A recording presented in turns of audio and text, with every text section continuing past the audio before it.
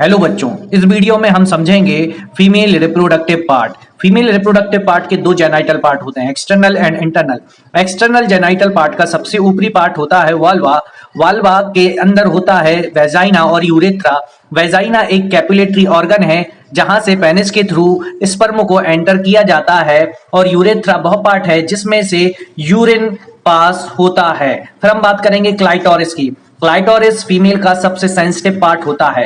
अब हम देखेंगे इंटरनल जेनाइटल पार्ट। इसके प्राइमरी ऑर्गन होते हैं ओवरी। ओवरी हर महीने एग प्रोड्यूस करती है जो कि फैलोपियन ट्यूब में आ जाती है।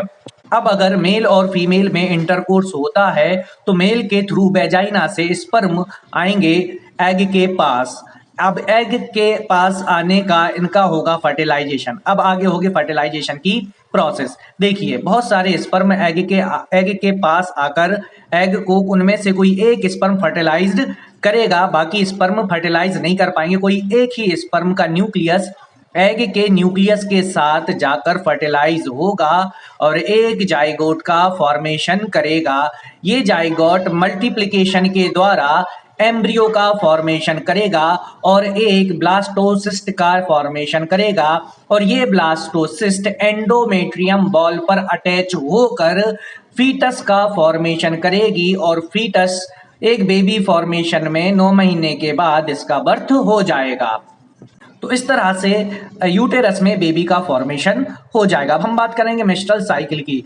देखिए, मेंस्ट्रुअल साइकिल जनरली 28 दिन की एक साइकिल होती है जिसमें लड़की को पीरियड आते हैं, और ये पीरियड एंडोमेट्रियम बॉल के टूटने से आते हैं। अब ये एंडोमेट्रियम बॉल बनती कब है और टूटती कब है, इसको अब हम डिटेल में समझते हैं। सबसे पहले हमारे ब्रेन का हाइपोथैलेमस गोनाडोट्रोपिन हार्मोन्स रिलीज करता है पिट्यूटरी के लिए, और पिट्यूटरी एफएसएच और एलएच हार्मोन्स रिलीज करते हैं जो कि प्रोजेस्टेरॉन का लेवल डिक्रीज करता है। और जैसे ही प्रोजेस्टेरॉन का लेवल डिक्रीज होता है, एंडोमेट्रियम बॉल फट जाती है, टूट जाती है, जिससे कि पीरियड स्टार्ट हो जाते हैं। इसी दौरान एफएसएच के थ्रू एग अपना फॉर्मेशन करता रहता है। 10 से 12 दिनों में एग अपने आप को कंप्लीटली ओवरी के अंदर तैयार कर लेता है, और एग जैसे ही ओवरी के अंदर तैयार हो जाता है, 12 से 14वें दिन ये आ जाता है फेलोपियन ट्यूब में।